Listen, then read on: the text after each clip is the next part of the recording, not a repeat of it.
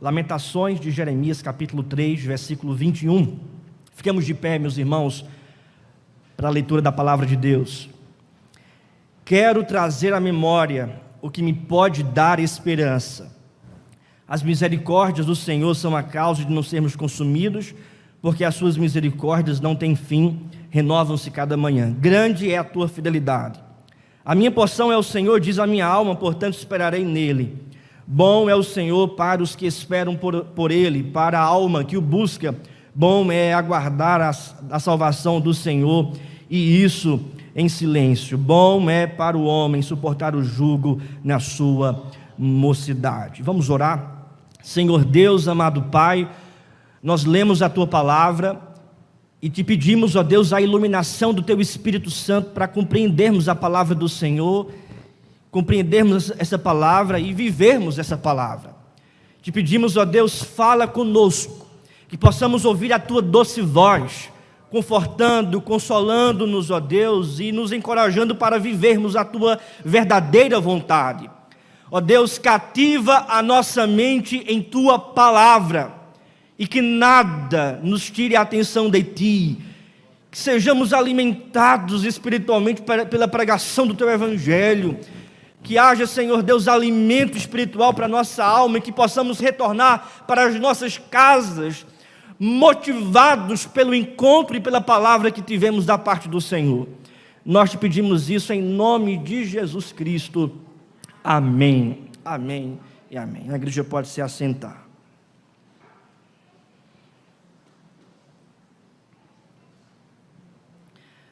Há tempo para todas as coisas debaixo do céu, como disse o rei Salomão no livro de Eclesiastes. Tempo de alegria, tempo de sofrimento.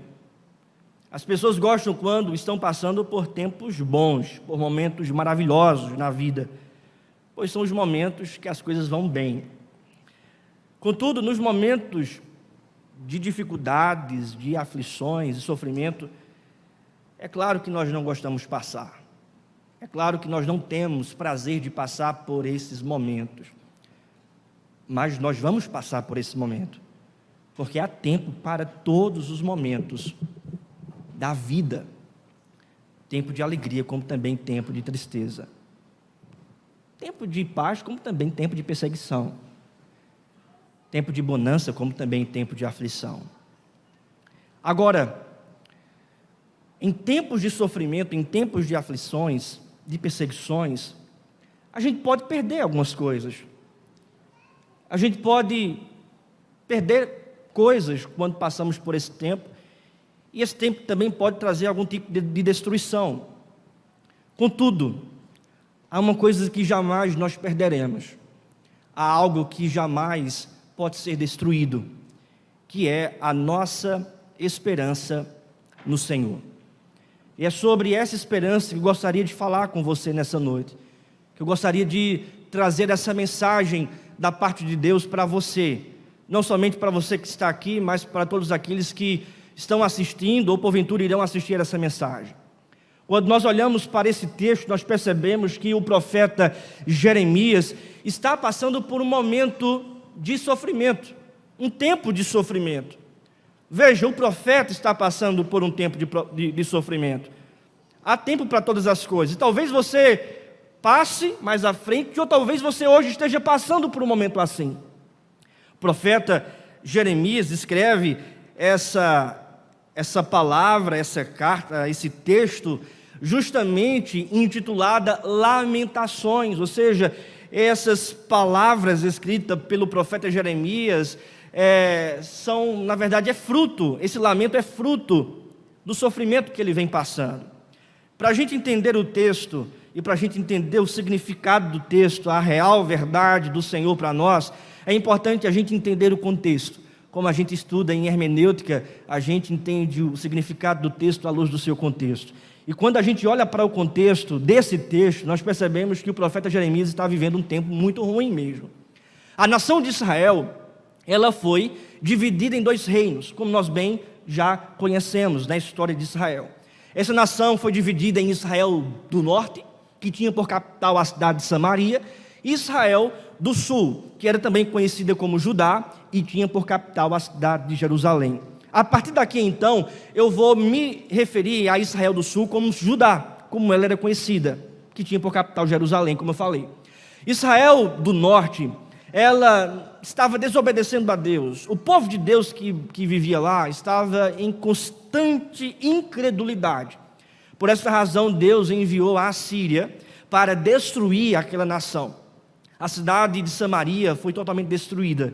Israel do Norte foi destruída por causa da incredulidade do povo. Deus mandou essa disciplina. E a Síria foi esse instrumento nas mãos de Deus para disciplinar aquele povo do norte.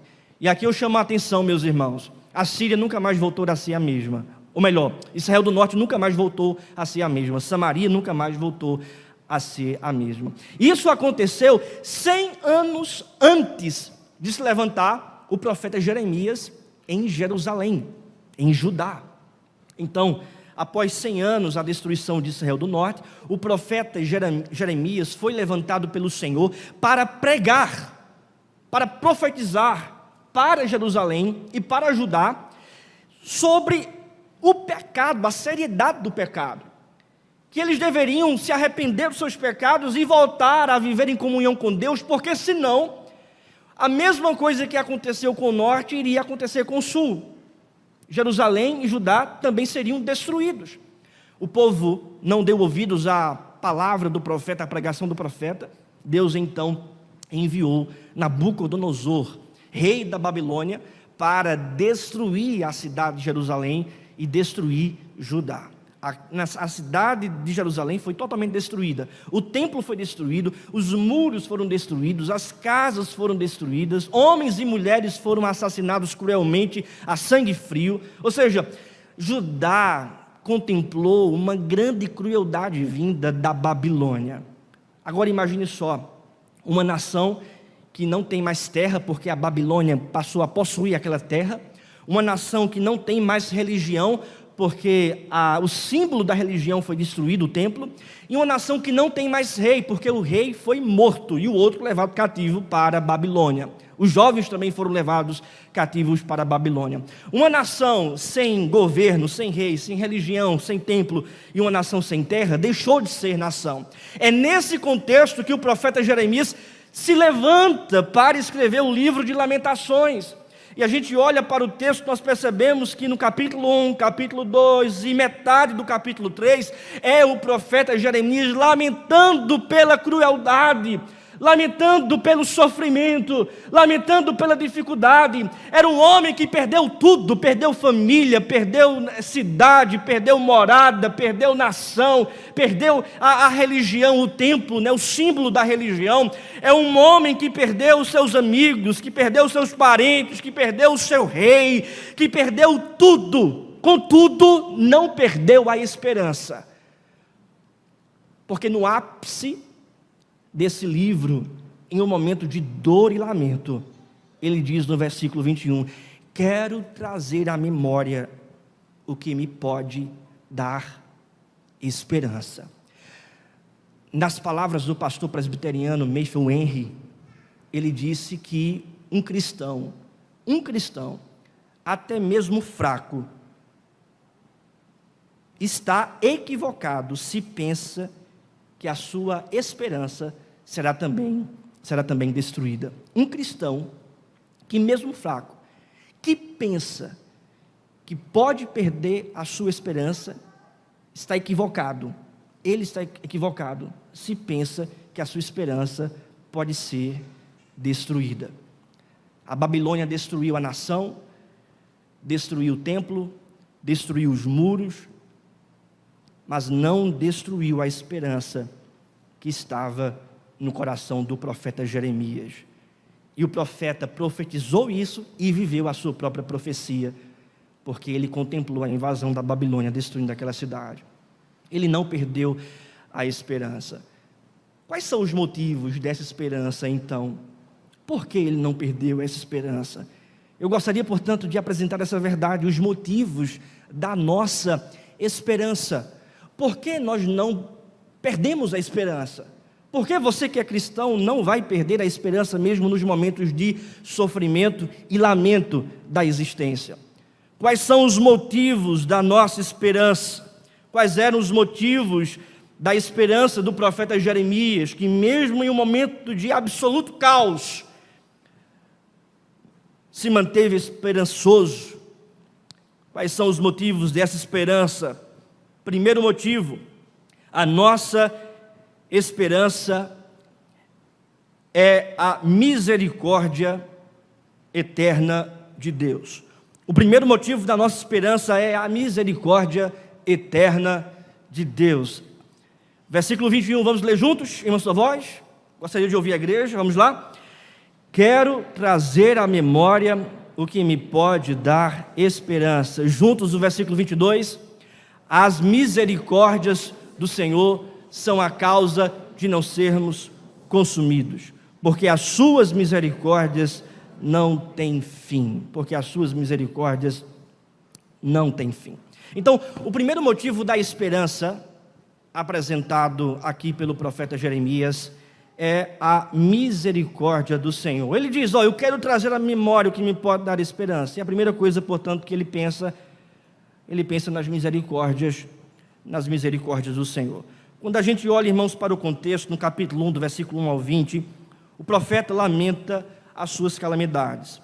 No capítulo 1, no versículo 8, se os irmãos olharem, por exemplo, veja o que diz o texto: Jerusalém pecou gravemente, por isso se tornou repugnante.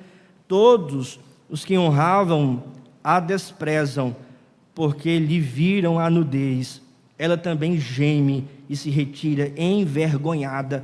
Por causa do pecado, o profeta Jeremias diz que Jerusalém, o povo de Deus, é um povo envergonhado, é um povo nu. O mundo despreza esse povo. No versículo 6 ao versículo 10 do capítulo 2, diz o texto que demoliu com violência o tabernáculo do Senhor. No versículo 17 e 19, o texto diz que os seus amigos enganaram o profeta. No capítulo 3, então, a partir do versículo 1, a gente vê a aflição. Eu sou um homem que viu a aflição. Veja o que diz o texto, versículo 1 do capítulo 3. Eu sou um homem que viu a aflição pela vara do furor de Deus. Pela vara do furor de Deus. Então ele está aflito, angustiado. Contudo, nesse mesmo capítulo, no versículo 21, há agora um retorno, um triunfo da esperança em meio à destruição, quando ele diz: quero trazer à memória o que me pode dar esperança. E a primeira verdade, o primeiro motivo dessa esperança está na misericórdia de Deus. É a primeira coisa que o profeta Jeremias se lembra, da misericórdia de Deus. A palavra misericórdia no hebraico tem dois sentidos, dois significados. Primeiro, literalmente significa maciez, que faz uma referência ao ventre, a maciez do ventre, referindo-se, portanto, à compaixão materna, referindo-se a uma compaixão materna.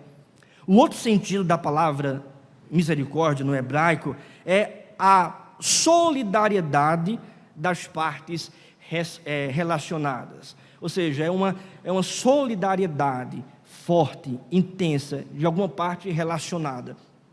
O que o profeta, portanto, está pensando é nessa compaixão que uma mãe tem com seu filho, nessa solidariedade de uma parte para com a parte mais fraca, desse se inclinar, dessa compaixão, o Deus que se compadece do seu povo. E ele diz: as misericórdias do Senhor são a causa de não sermos consumidos. É por causa dessa misericórdia, dessa compaixão de Deus estar olhando para o profeta, para todos nós, que nós não somos consumidos.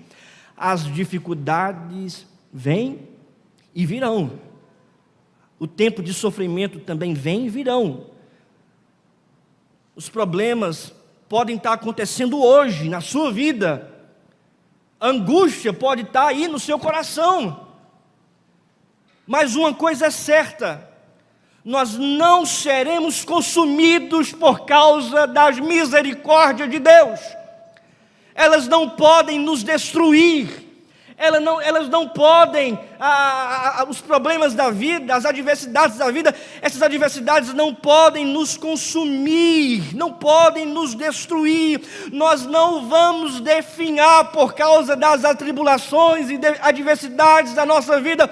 Pelo contrário, é por causa das misericórdias do Senhor que nós não somos consumidos. Dia após dia, Deus está nos sustentando por causa da sua misericórdia. Não é o seu dinheiro, não é o seu trabalho, não é a sua família, não é a sua casa, é a misericórdia de Deus que nos sustenta. É somente ela. Meu querido irmão, a gente olha para a vida e nós percebemos que a demanda da vida é grande. É muito esforço, muita dificuldade, muito problema, é trabalho, é família, é coisa que a gente tem que resolver, é conta no final do mês que a gente tem que pagar, é muita atividade, além dos problemas que cada um passa particularmente. Mas uma coisa é certa, a misericórdia de Deus vai nos sustentar dia após dia.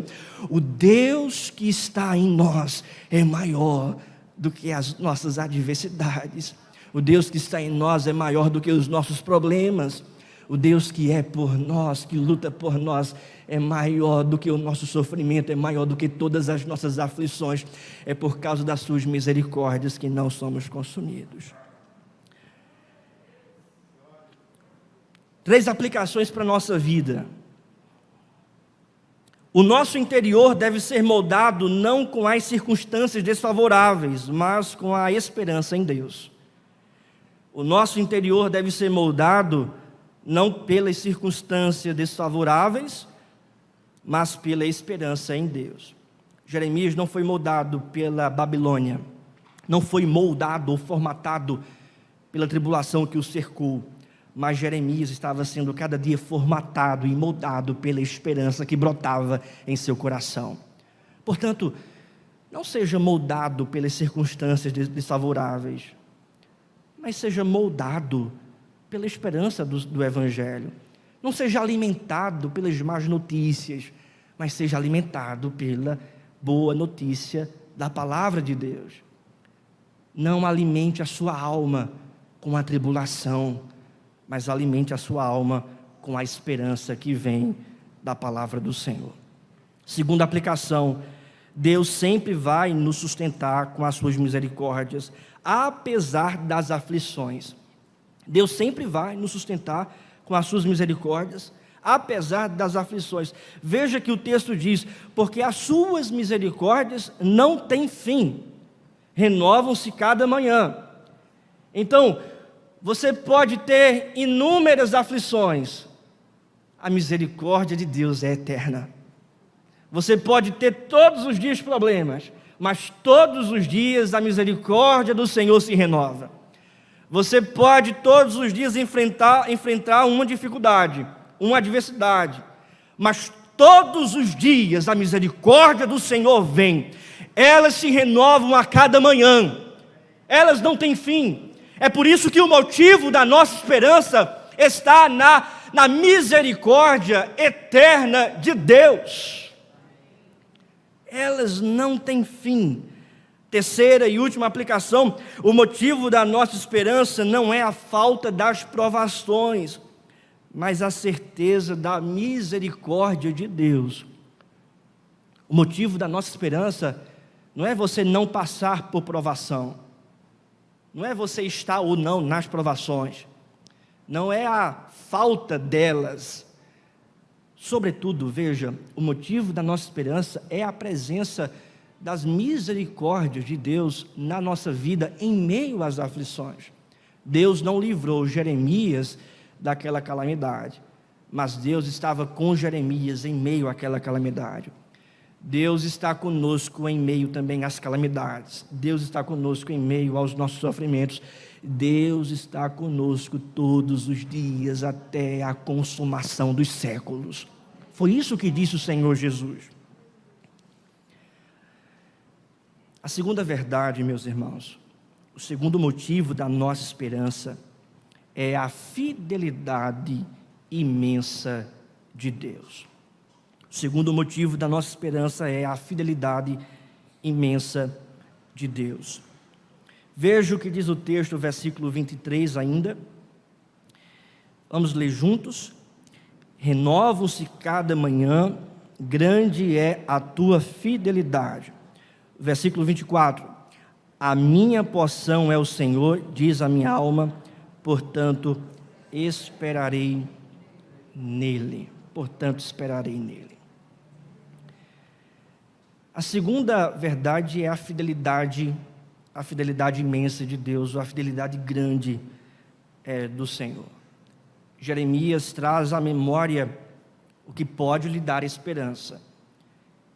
E um dos motivos dessa esperança está na fidelidade de Deus. Enquanto que os seus amigos foram infiéis para com ele, Deus se manteve fiel. Enquanto que ele está passando pela tribulação, Deus está sendo fiel. O que significa fidelidade?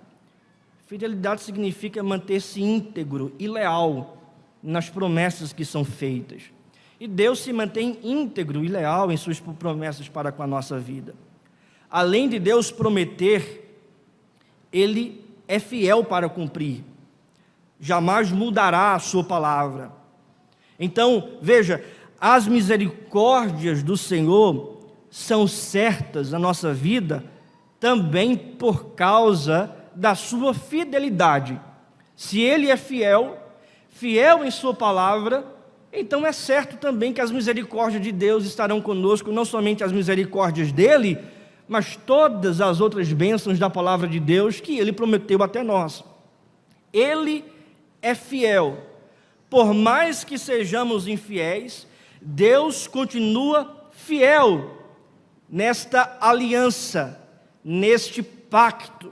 Essas duas expressões, misericórdias e fidelidade, são expressões do que nós chamamos de expressões da aliança de Deus, ou do pacto de Deus, da aliança que Deus fez com o seu povo. Deus tem uma aliança com o seu povo. Deus tem uma aliança com você. Olhe para mim aqui, Deus tem uma aliança com você. Talvez essa aliança você esteja indo por outro caminho. Talvez você esteja desmotivado. Talvez você não esteja fazendo a sua parte. Mas Deus continua fiel. Ele continua fazendo a parte dele. Ele continua chamando você para renovo. Ele continua chamando você para estar junto dele.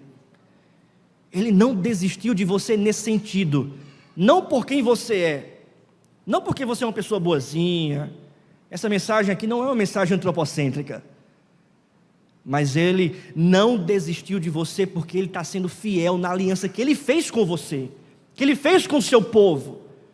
Não é fiel a nós, mas é fiel a Ele mesmo. Fiel em sua palavra. Fiel em sua aliança. Olhe, por exemplo, para a história de Israel. Olhe mais adiante, mais atrás, olhe para Adão e Eva, quando eles pecaram, quiseram fugir da presença de Deus. O que foi que Deus fez? Deus foi até eles e disse para Adão: Adão, onde estás? Porque ele tinha um pacto de obras com Adão e Eva. Foi Deus que foi atrás deles. Quando o povo de Deus estava no cativeiro do Egito, sofrendo a aflição lá de Faraó, Deus levantou Moisés porque se lembrou da aliança que fez com o seu povo. E disse a Moisés: vai libertar o meu povo do Egito para uma terra que mana leite e mel, que eu vou enviar vocês. Por que ele fez isso? Porque ele tem uma aliança com o seu povo.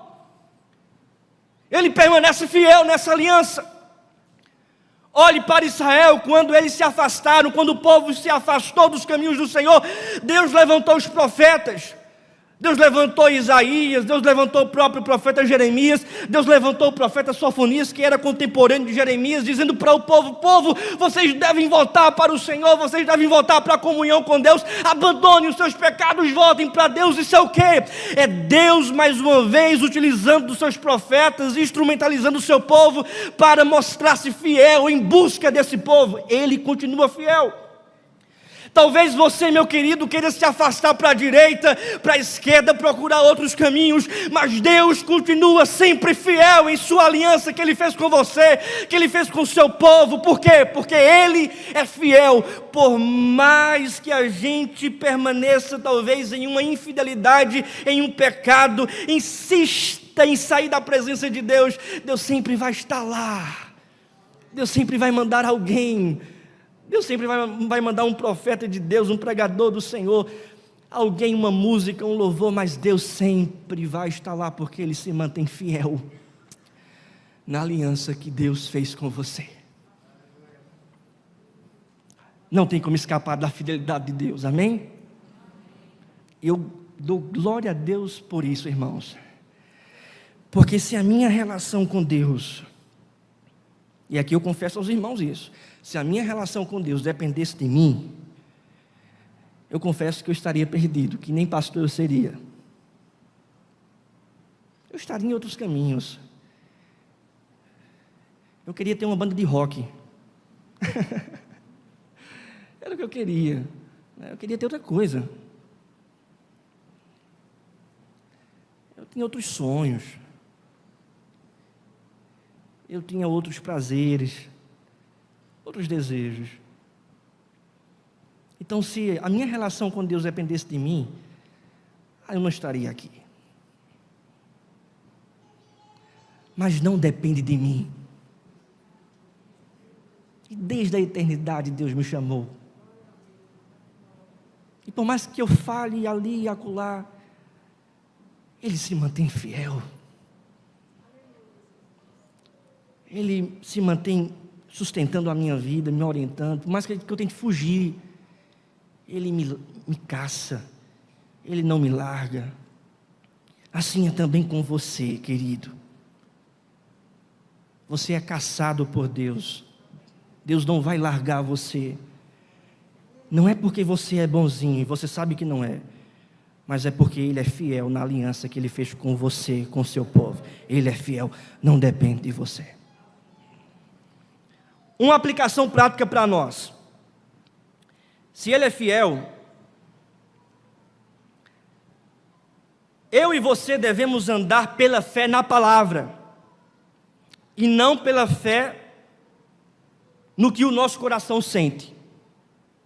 Veja, se Ele é fiel à sua palavra, nós devemos andar pela fé na palavra, e não pela fé em nosso sentimento, em nosso coração. Se Jeremias aqui andasse pela fé no seu próprio coração, ele também estaria perdido, porque ele estava muito aflito, angustiado.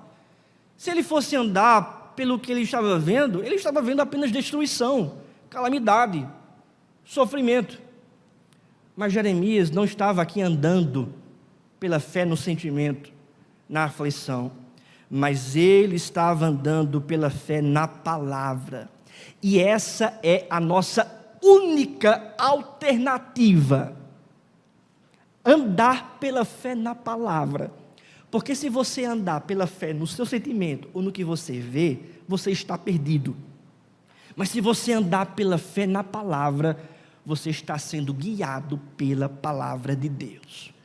O que é então ter fé na palavra?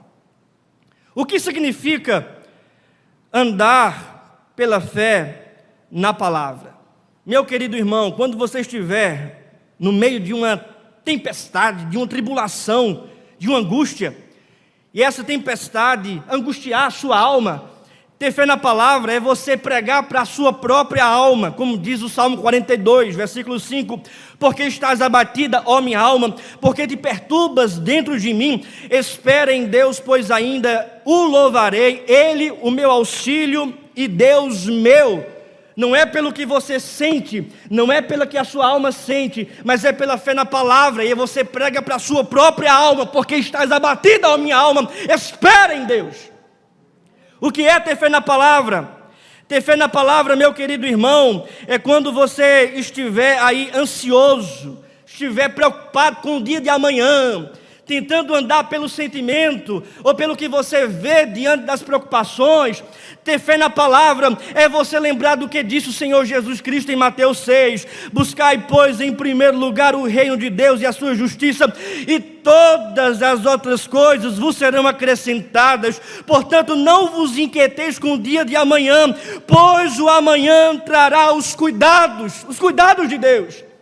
Ter fé na palavra, meu irmão, é quando você deposita toda a sua confiança na palavra do Senhor. Faça guerra contra o seu sentimento. Faça guerra contra as tribulações que você vê à sua frente. Ter fé na palavra, meu querido irmão, é quando você estiver, talvez desesperado, diante de um rumo sem controle, diante de uma situação sem controle. Ter fé na palavra é você lembrar da palavra em Hebreus capítulo 1, versículo 3, que diz: Ele, Jesus, sustenta todas as coisas pelo poder da sua palavra. Você pode ver um descontrole ao seu redor, mas Ele está controlando tudo, governando tudo, e nós estamos em suas mãos. Ter fé na palavra, meu querido irmão, é quando você estiver angustiado e talvez você estiver pensando em desistir. Ou talvez você pensar: Deus não quer nada comigo, eu talvez não consiga viver no caminho do Senhor, as tentações são grandes. Talvez você sinta isso no seu coração. Mas ter fé na palavra, meu querido irmão, é você compreender e colocar no coração aquilo que o Senhor Jesus Cristo disse: aquele que o Pai me deu, de maneira nenhuma lançarei fora. Nada pode nos arrebatar das mãos do Senhor, nem mesmo um maligno pode nos arrebatar das mãos de Deus. Ter fé na palavra é você viver de acordo com a palavra do Senhor, e essa palavra é fiel. Essa palavra é fiel. Veja que o texto continuando, ele diz, a minha porção é o Senhor, e porção está totalmente ligada à fidelidade de Deus. Nós cantamos a canção que diz: a minha porção é o Senhor, a porção da minha herança. Tu és a porção da minha herança. Linda essa canção. Parabéns, o MP. Bênção de Deus. Amém? Glória a Deus. Porção, da minha herança. E porção está ligado à herança. Por quê, irmãos? Que tipo de porção talvez o autor pensou? Que porção é essa que Jeremias aqui está lembrando? O que é porção? Que tipo de porção é essa? Queridos, é a porção da terra. Porção aqui significa terra. Lembra quando Jerusalém, ou melhor, Josué, distribuiu as porções de terra para cada tribo de Israel? Porque essa era a herança de Deus para o seu povo, a promessa, que o povo de Deus estaria na terra prometida. Mas eles tinham acabado de perder a terra. A Babilônia tinha retirado a porção de terra deles. E aí o profeta Jeremias diz: grande é a tua fidelidade, o Senhor prometeu. É por isso que a minha porção é o Senhor. A porção da minha herança é o Senhor. A minha porção é o Senhor, diz a minha alma, portanto esperarei nele. O nosso bem é o Senhor. O nosso maior bem não é o que temos, não é o que possuímos, mas o nosso maior bem é a presença de Deus. De tal modo que a terra de Canaã aponta para a nova Canaã, a Canaã de Deus. E essa terra perdida foi restaurada. O povo da Babilônia foi destruído mais à frente, 70 anos depois, pelo Império Medo-Persa. Ciro da Pérsia libertou o povo de Israel e o povo voltou para a porção de terra. Só que essa porção de terra, à luz da revelação bíblica, no que nós chamamos de teologia bíblica, aponta para uma terra ainda maior. Em Apocalipse, irmão, o apóstolo João, no versículo 21, diz: vi novo céu e nova terra. E Deus está presencialmente nessa terra, fisicamente nessa terra. Deus habitará com seu povo nessa terra. Então, quando o profeta Jeremias está dizendo, a minha porção é o Senhor, ele está dizendo, um dia eu estarei na presença do Senhor, na terra que ele prometeu nos dar. Um dia nós estaremos, irmãos, em um novo céu, em uma nova terra, na verdadeira morada que ele tem para nós. O profeta Isaías, falando sobre essa verdade, no capítulo 54, ele diz que nenhuma arma forjada, nenhuma língua pode nos tirar essa herança, essa porção. Ele é fiel e vai cumprir, e um dia desfrutaremos dessa porção na eternidade, na glória eterna. Porque a nossa porção é Ele, porque paraíso, novo céu, nova terra, só é de fato por causa da presença de Cristo, por causa da presença dEle. Foi isso que Ele disse para o ladrão que estava na cruz, que se arrependeu e creu: ainda hoje estarás comigo no paraíso. Ainda hoje estarás comigo no paraíso. Mateus capítulo 5, versículo 5, Jesus Cristo disse: bem-aventurados os mansos, porque herdarão a terra. Nós vamos habitar nessa terra que Cristo está. No Salmo 37, versículo 9, diz o texto: porque os malfeitores serão exterminados, mas os que esperam no Senhor possuirão a terra. Possuirão a terra.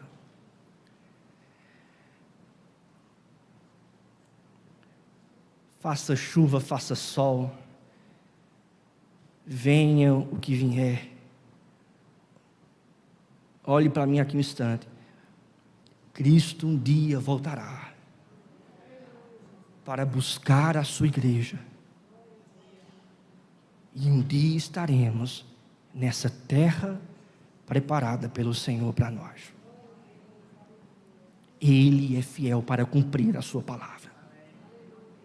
A minha porção é o Senhor, portanto, diz a minha alma, esperarei nele, espere pelo Senhor.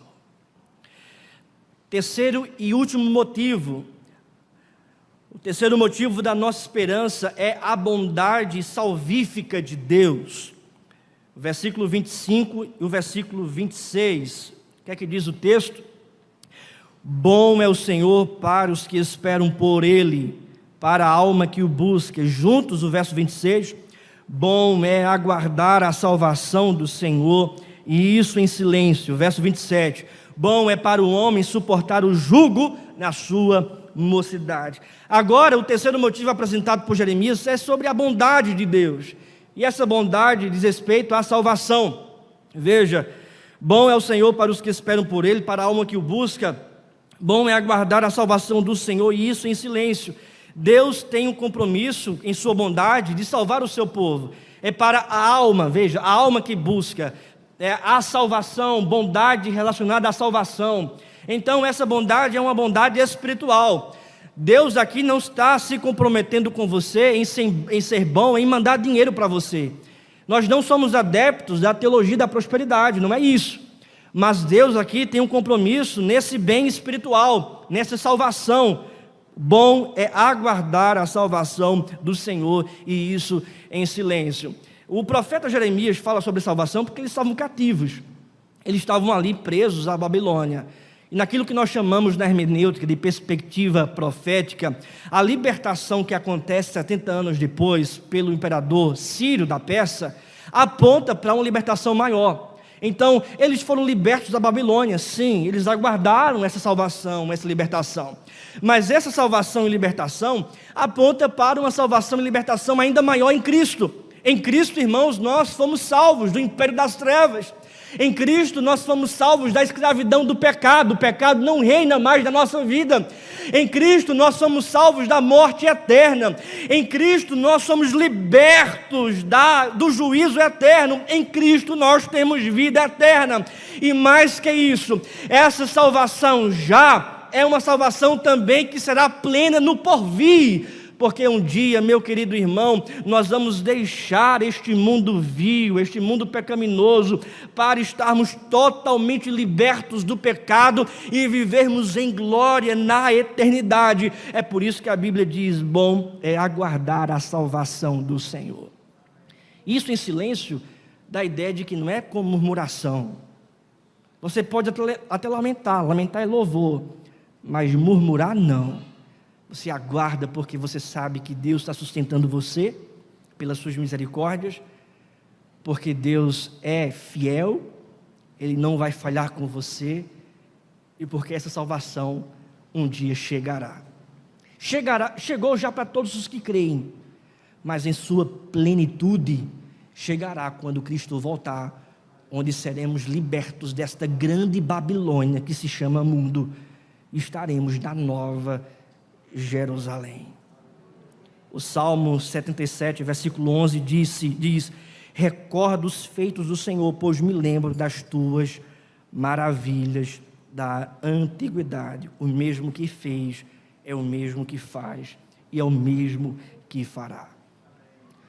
As motivações da nossa esperança, portanto, residem nas misericórdias de Deus, na fidelidade de Deus e na bondade do Senhor. Ele é bom para o seu povo. Ele continua bom, sendo bom para o seu povo. Diante de tudo isso, 3 implicações objetivas para a gente encerrar. Primeiro, diante das aflições, lembre-se do Senhor. Ele é o fundamento dessa esperança. Traga à sua memória o Senhor e todos os seus atributos. Segunda implicação, diante das aflições, busque a presença de Deus. O texto diz: bom é o Senhor para a alma que o busca. Então você espera buscando, louvando, agradecendo a Deus, buscando a presença dEle. Então busque a presença do Senhor. E terceira e última implicação, espere as intervenções poderosas de Deus. Porque o texto termina dizendo: bom é para um homem suportar o jugo na mocidade, ou aguardar, toda a aflição, tendo a expectativa de que uma hora o Senhor vai intervir. Ele pode intervir hoje, Ele pode intervir amanhã, Ele pode mudar a sua aflição em bênção, Ele pode tratar isso com você, agora com você. Saiba que Ele já está tratando, porque as tribulações são ferramentas que Deus usa para fazer a sua imagem em nós. Mas haverá sim uma intervenção, seja agora ou na volta de Cristo, mas haverá sim uma intervenção, sobretudo uma intervenção gloriosa, onde um dia estaremos na glória eterna. Há tempo para todas as coisas debaixo do céu, como disse o rei Salomão, no livro de Eclesiastes. Tempo de alegria, tempo de tristeza, tempo de bonança, como também tempo de sofrimento. Mas quando você estiver passando por tempo de sofrimento, ou se você está passando por um tempo assim, não perca a esperança. Lembre-se dos motivos da nossa esperança: as misericórdias do Senhor, a fidelidade imensa de Deus e a bondade salvífica que nos consola, que vem da parte do Senhor. Fiquemos de pé e vamos orar.